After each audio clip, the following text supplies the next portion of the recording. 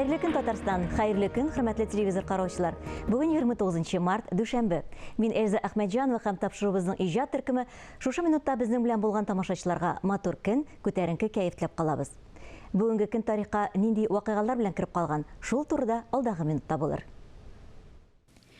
Һәр елның 29 мартында Россия гаскәрләренең юридик хезмәте вәкилләре һөнәри бәйрәмнәрен билгеләп үтәләр. Безнең илдә әлеге хезмәт 18 гасыр башында ук барлыкка килә.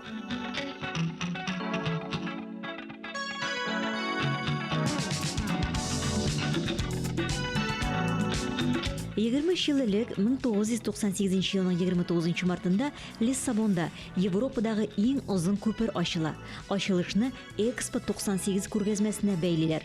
Проект эшләре еллар алып барылса да, күперне бары тик 18 ай эчендә өлгертәләр. Бүген дөньяда иң популяр булган Coca-Cola эчемлегенең туган көне. Фармацевт Джон Стит Пемпер баш авыртуыннан дару эзләп, карамель төстәге үзенчәлекле сыйыкча уйлап чыгара. Кока яфраклары төнәтмәсе, шикәр һәм кофеиннан торган эчемлек баштан аптекаларда сатыла. Филипп Грэмның газета тарихның беренче караламасы дигән сүзе бар. Миназим Сәфәров кайсы басмаларга игътибар иткән икән, карап, тыңлап карыйк әле. Тапшыруыбызны матбугат күзәтү рубрикасы дәвам итә.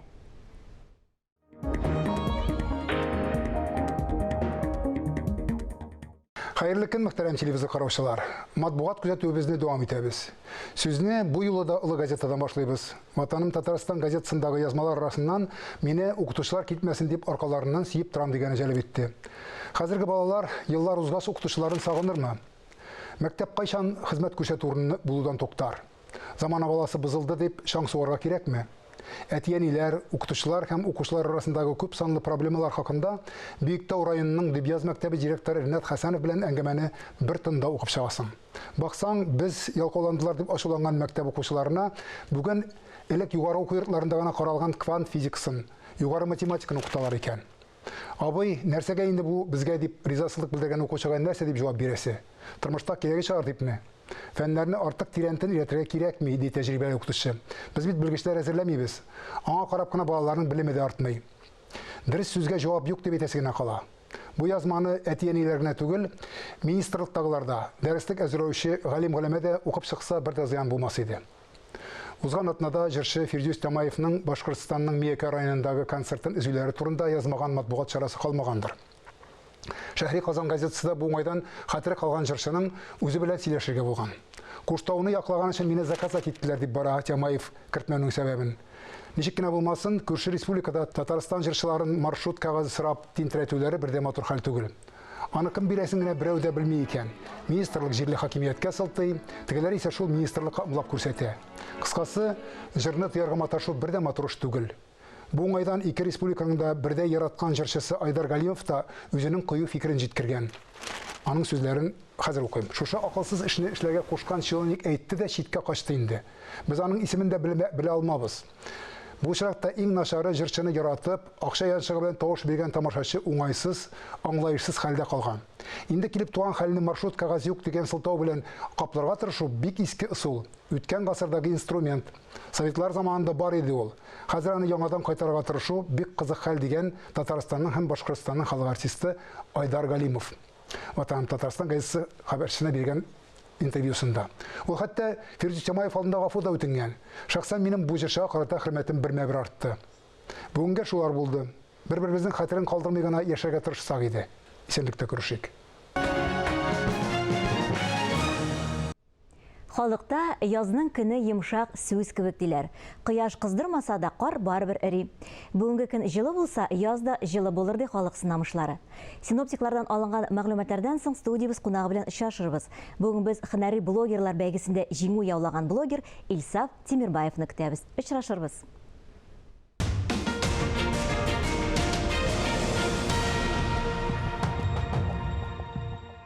В клинике варикоза нет только до 31 марта. Прием флеболога плюс УЗИ обеих ног 990 рублей. Звоните 528 20 28. Поздравляем наших победителей в дисциплине «Экономные покупки». Продсклад «Победа» – выбор бережливых людей. Совершай покупки и получай выгоду.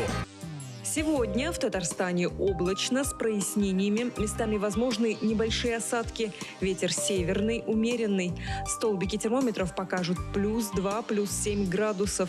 На дорогах гололедица. Давление в столице 765 миллиметров ртутного столба. Магнитное поле будет неустойчивым.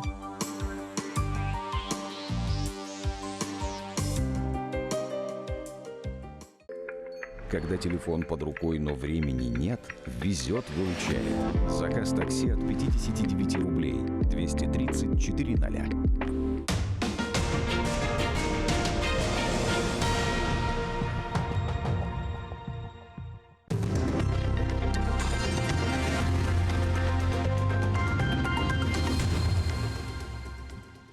Тор эфирда хайрлы көн Татарстан тапшыру. Матур көн, күтәренке кәйф теләп дәвам итәбез.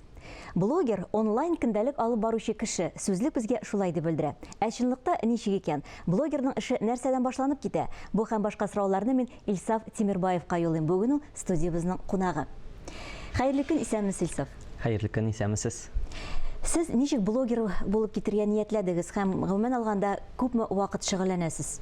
Блогерлык белән әле күптән түгел генә шөгыльләнә башладым дияргә була, чөнки моңа кадәр мин аны үзем өчен фотолар белән генә тулыландырып бара идем Instagram битен, һәм инде соңрак мин күптән инде иҗат белән кызыксынам һәм үземне ничектер халыкка җиткерәсем килеп, халык минем язган әсәрләремне дип әйтик, язган иҗатымны күрсен өчен шушы Instagram битен алып бара башладым. Матур фотолар һәм инде текстлар язып. Текстларны сез гомумән татар телендә генә язасыз, шулай бит? Әйе, бу минем электән килгән ниндидер татар теленә мәхәббәтем дип әйтергә кирәк. Әлегә саннар, язылучылар саны күп түгел. Хыялыгызда бармы? Менә башыгызда күпмедер, менә шуның кадәр язучылар булсын икән дигән җиртәсезме шундый хыял? Төгәл генә бер сан әйтеп булмастыр минемчә, чөнки язылучылар кемдер өстәлеп тора, кемдер китеп тора. Ләкин инде никадәр күбрәк булса, ул һәр блогер өчен дә шатлыклы минемчә. Шуңа күрә монда төгәл санат әйтмәсәк тә күбрәк булса яхшырак инде әлбәттә. Ә сез моны күңел өчен генә алып барасызмы? Әллә инде акча да китерәме, табышыгыз бармы? Әлегә дип әйтик, минем Instagram битеннән бер нинди дә табыш юк. Шуңа күрә мин моны шәхсән үзем өчен, үземнең күңел өчен һәм инде тамашачыларга, үземнең язылучыларга ниндидер бер матурлык җиткерер өчен алып барам дип әйтәсем килә. Сез аграр университеты студенты, сезнең курсташларыгыз кызыксыналармы сезнең һөнәрегез белән? Мин үземнең Instagram битен һәм гомумән ничектер бу турыда артык күп кешегә сөйләп йөрмәдем.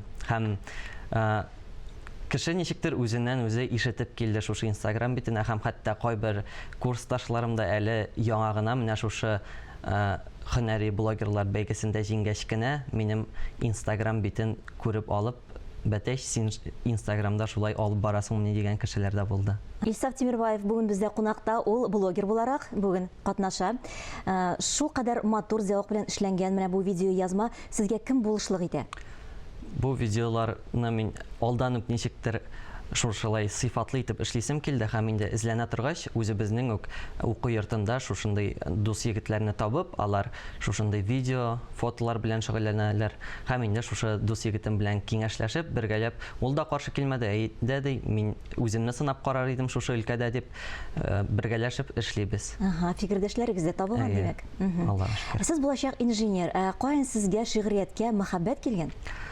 Бу минем мәктәп чорыннан килгән мәхәббәтем дип әйтергә була, чөнки кичкенәдән ничектер сәхнәгә тартылдым, кичкенәдән ничектер шигырьләр дә иҗат итә идем. Ә инде менә 5нче сыйныфка күчкәч, минем мәктәптә татар теле әдәбияты укытучысы Рошания апа Хакимовна, ул мине ничектер күреп алды дип әйтсәк тә була, һәм төрле конкурсларга йөртә башлады, шушы шигырь уку конкурслары, шундый мисал өчен иң беренче конкурс ул минем Габдулла Тукай исемендәге шигырь укучылар конкурсы иде. 2013 елда шушы конкурстан башланып киткән иде, һәм инде бара-бара шушы дәрьяга кирип киттем. Укытучыгызга күрсәткәнегез бармы менә бу эшләрегезне?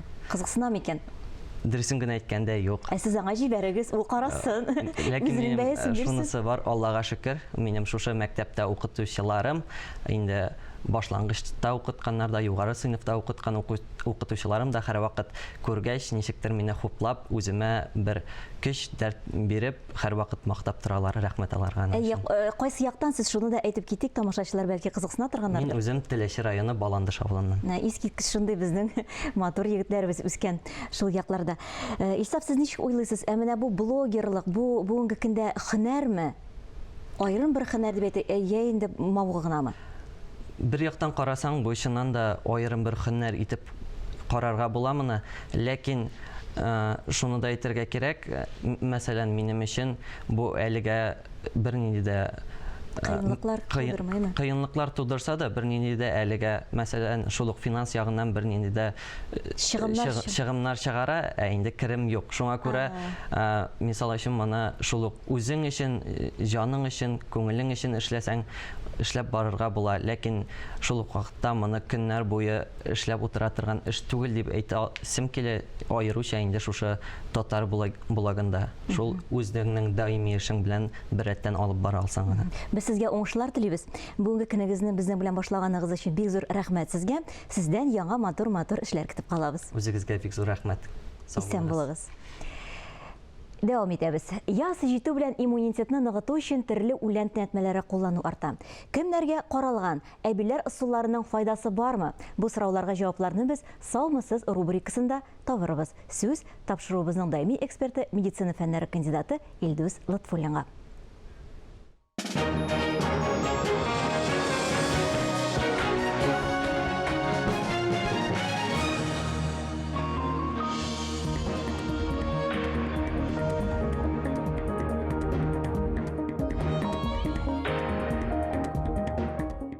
Бүгінгі күндә менә заманча медицина без исбатлы медицина дип атыйбыз, доказательный медицина. Бүгінгі көндә табиблар куллана торган методлар, алар исбат ителгән булырга тиеш дип санала бит.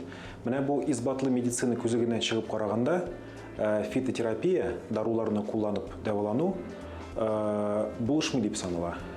Күпчелек вакытта фитотерапия дару белән дәвалану, менә заманча медицина аны плацебо дип саный.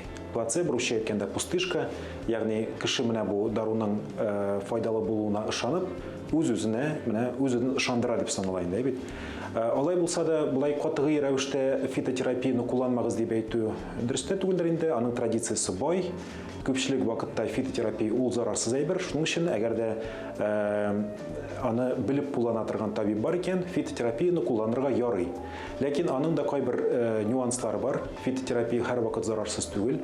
Җыелган үлән сәламәт, дөрес җыелган үлән булырга тиеш. Мәсәлән, әгәр дә бу үлән авыру икән, аңа гөмбәчек кунган икән, ул зарарлы булырга мөмкин. Ул җыелган үләннәр дөрес урында, экологик яктан чиста җирдә җыелган булырга тиеш. Менә завод кырыйларында, трасса кырыйларында җыелган үләннәрдән төнәтмә, дару ясап эшләргә ярамый. Тагын бер нәрсәне әйтергә кирәк, фитотерапияны аллергия булган кешеләргә кулланырга ярамый.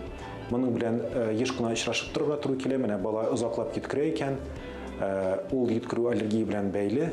Әниләр мәсәлән моны белми икән, табиблар моны аңлап бетермәгән икән, аңа үләннән ясалган дару биргәч, аның хәле начарлана.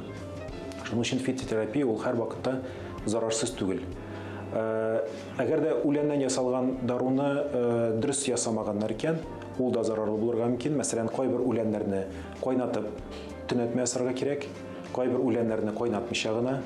Моның да нюанслары бар. Шуның өчен, әгәр дә сез фитотерапия белән дәваланырга уйлыйсыз икән, моны барып тик табиб белән киңәшләшеп кенә эшләргә кирәк.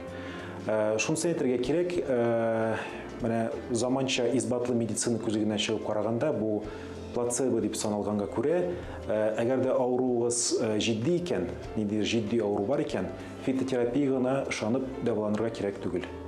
Фитотерапия ул кеше сәламәтлегенә зур зыян килгәндә әлбәттә булышмаячак.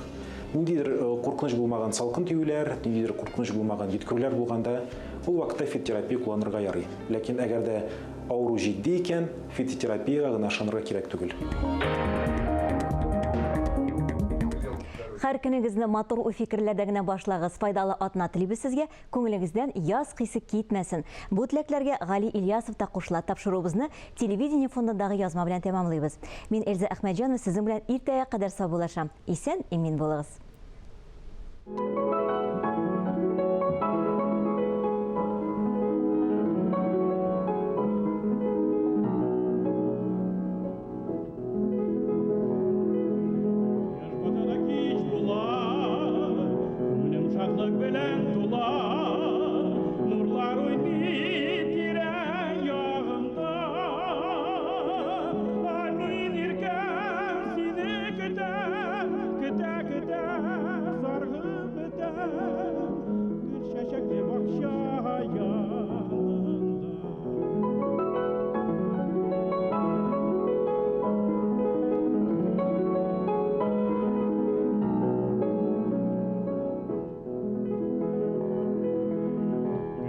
Көремін гүлшеңе, йылдыз демей молдасына, бар нарсада